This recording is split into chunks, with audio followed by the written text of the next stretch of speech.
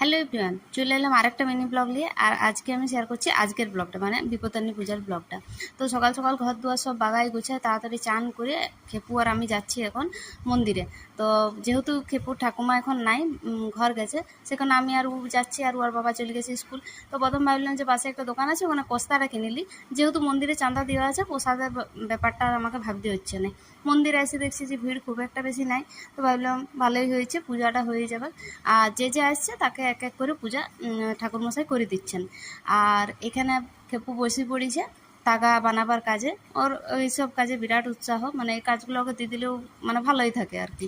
আর এই যে প্রসাদের আয়োজন এখানে করা হচ্ছে, তো আমারও প্রসাদটা আমি পাই গেলাম, পূজা হয়ে গেল। মানে এইটাই আমাদের এখানে পূজা। জানি না এটা কীরকম ধরনের পূজা, আমার তো মাথায় ঢুকানে। এখানে পূজা আমার সত্যি মাথায় ঢুকেনি, কারণ ছোটোর থেকে একরকম দেখে এসেছি, আর এখানে এসে দেখছি আলাদাই।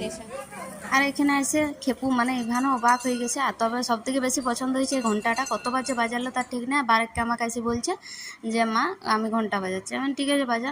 দিয়ে রোদ হচ্ছে, আর এদিকে রান্না বান্নাও সব করতে হবে, কুয়ার খাবার আমার খাবার সব আলাদা আলাদা করতে হবে। সেখানে চলে এলাম। কিছুটা আসার পরও আইলি গেছে, সেখানে একটু কোলে নিয়ে উঠাইলাম। তারপর বললাম যে আমি আর পাচ্ছি না, তুই এবার নিজে নিজেই উঠ।